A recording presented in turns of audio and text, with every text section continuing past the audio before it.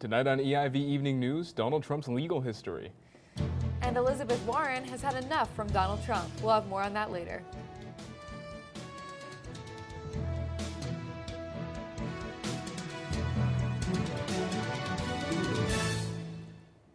Good evening and welcome to EIV Evening News. I'm Carly Wickham. And I'm Moses Small. We begin with tonight's top stories. DIN, the New Hampshire company that caused blocked access to many popular websites last week, has finally restored service. The company was attacked on Friday morning by a source that is still unknown. It resulted in many services such as Spotify, PayPal, and Twitter to be ineffective. What's concerning is the program used to hack into the system is a simple program available online if you do some digging. The company has no reason to believe that the attack was aimed at any individual in particular. This Monday, Senator Elizabeth Warren campaigned with Hillary Clinton in Manchester, New Hampshire, where she harshly criticized Republican nominee Donald Trump, throwing him under the bus for his comments on sexually assaulting women. She told rally goers that, quote, Donald Trump aggressively disrespects more than half the human beings in the country. Drawing on Trump's insult from the final debate, she is quoted as saying, "Get this, Donald, nasty women are tough, nasty women are smart, and nasty women vote." Well, I got news for you, Donald Trump. Women have had it with guys like you. She also targeted New Hampshire Senator Kelly Ayotte, criticizing her for supporting Trump even after he called her weak. Warren criticized Ayotte's changing view on Trump, saying that, quote, Donald Trump sure has made Kelly Ayotte dance. There's no question as to who Warren supports. She declared strongly that, quote, on November 8th, we nasty women are going to march our nasty feet to cast our nasty votes to get you, Donald Trump, out of our lives forever.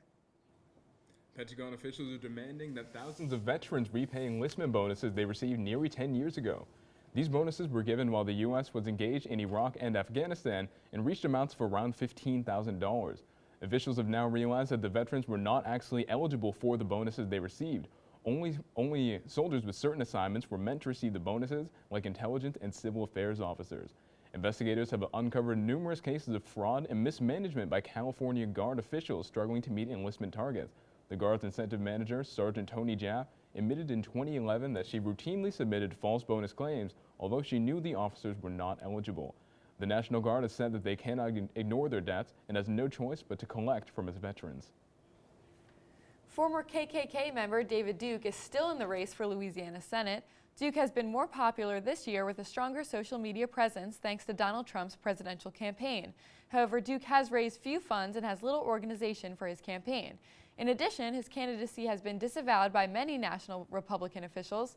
Despite this, Duke recently qualified to be on a television debate and was said to be drawing 5% of the vote. The candidate says that he will accept the opportunity to go to the debate, which will be held at a historically black institution in New Orleans on November 2nd. And now to Ross Ketchke with a recap of the debates. Ross Ketchke here for EIV News. Wednesday night, presidential candidates Donald Trump and Hillary Clinton took the stage in Las Vegas, Nevada for the final presidential debate before the election this November. Here are some of the highlights of the candidates' last sparring session.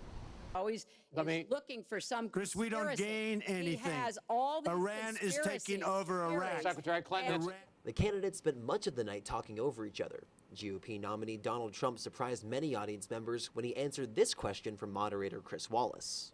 Do you make the same commitment that you will absolutely, sir, that you will absolutely accept the result of this election? I will look at it at the time. I'm not looking at anything now. I'll look at it at the time. The two nominees sparred over immigration, gun laws, and even their opponents' charities. Trump sent bloggers online into a frenzy following this comment on Secretary Clinton. The Such a Social nasty Security woman. Trust Fund. Make America nasty again, and nasty women for Hillary quickly began trending on Twitter. Trump has struggled with the women vote throughout his campaign. Clinton's focus was on her experience. She cited her work as Secretary of State and her involvement in the killing of terrorist leader Osama bin Laden. For the third debate in a row, Trump focused on Clinton's email scandals and claimed that she should be ineligible for the presidency. Clinton attacked Trump's campaign slogan, "Make America Great Again," pointing out Trump's criticism of President Reagan in the 1980s and asking, when was America great? An issue for both candidates was the national debt. When Chris Wallace pointed out economists' worries for both parties' tax plans, Trump shifted the discussion to his new trade policies, while Clinton kept the focus on her tax plan and attacking the Bush administration's failed economic policies. So who won the debate? Well, that depends on who you ask. You saw that willingness to fight in Vegas just the other night, didn't you, when he beat Hillary Clinton in the third debate? That was a remarkable performance by Hillary Clinton. She's 3 for 3. She is 3 for 3 in the debates. Both candidates are now back on the road campaigning, trying to gain last-minute votes before the election.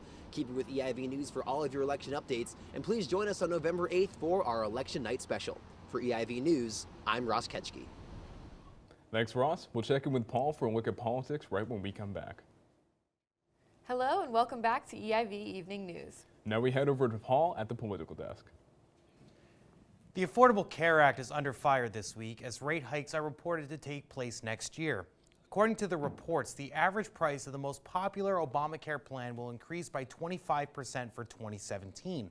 Some states will experience more dramatic price increases like Arizona, where rates may skyrocket 116%, while other states like Indiana will see a 3% decrease.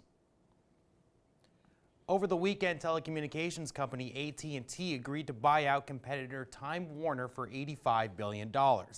The deal would result in reduced competition between media providers, which some characterize as a monopolization of the industry.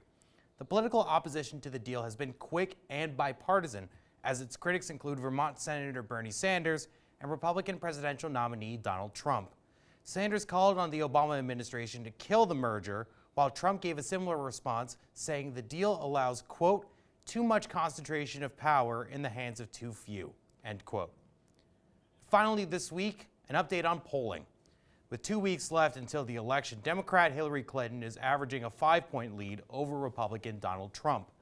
Some polls, like the latest from ABC News, indicate a 12-point advantage for Clinton. Others predict a much closer race, like the recent LA Times poll, which shows a 1-point lead for Clinton, as both candidates campaigned in Florida today to gain an edge in a tough race. Thanks, Paul. And now we'll check in with Lindsay with international news. Thousands of migrants were evacuated from the jungle in Calais, one of France's biggest migration camps, as French officials began the camp's demolition today. Over 8,000 migrants were estimated to live there, down from 10,000 this summer. French authorities are using buses to transfer migrants to refugee centers across France. The UK has since paused the transfer of some migrant children to Britain due to the planned operational activity. South Africa has officially begun the process of withdrawing from the International Criminal Courts. Government officials notified the UN of its decision after accusing the ICC of bias and unfairly targeting African leaders. Since its founding in 2002, 9 of the 10 investigations led by the ICC have taken place in Africa. Government officials claim their membership has created a conflict with its role as a regional peace broker and plan to fully withdraw within a year. A human rights group is accusing Turkish police of torture and abusive treatment towards detainees following the failed coup attempt in July. Based in New York, the group Human Rights Watch filed a 43-page report that was published on Tuesday. The report claims the state of emergency that was put into effect following the coup has weakened safeguards against torture. It details 13 alleged abuse cases, including sleep deprivation, beatings, and sexual assault. Turkish officials are denying the claim. Thanks, Lindsay. When we come back, we'll check in with James for a look at sports. Welcome back to EIV Evening News. A year after Jared Fogle was charged with pedophilia, his ex-wife, Katie McLaughlin, is suing Subway.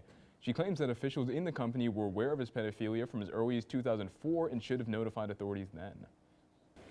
I filed this lawsuit today because I have questions that someday my children will ask me.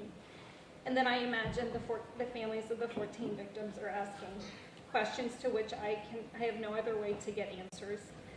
McLaughlin is filing the suit in order to get answers about what Subway knew and when they knew it, saying evidence has revealed that Subway received many complaints about Fogle's behavior in the past, but that when he met Katie, they believed that she would keep him grounded and dismiss any statements.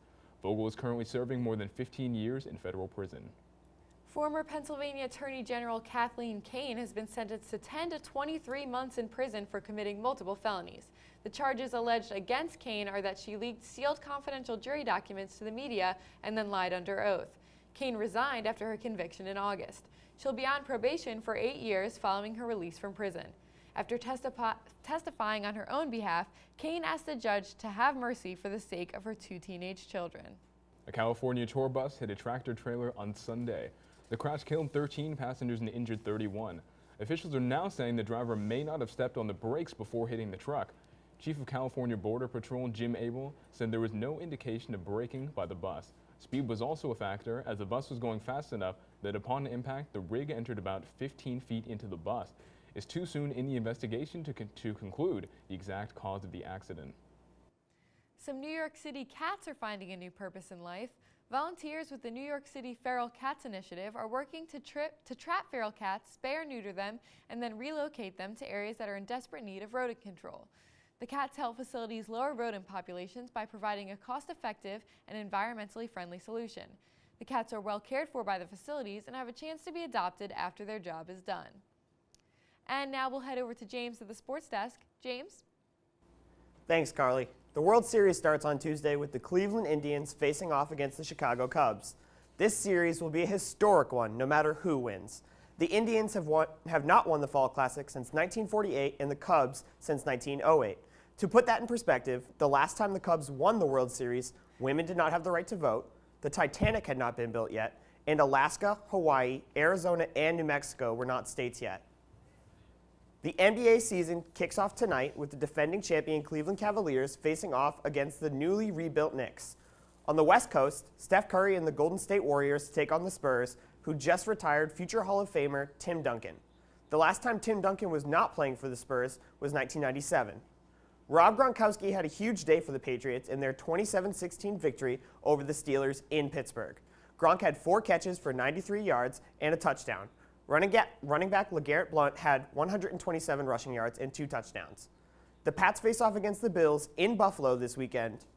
And for my weekend predictions, I'll take the Patriots defeating the Bills, the Cowboys defeating the Eagles, and the Packers defeating the Falcons in Atlanta. Thanks, James. That's all we have for tonight. Thank you for watching EIV Evening News. I'm Moses Small. And I'm Carly Wickham. Thank you and good night.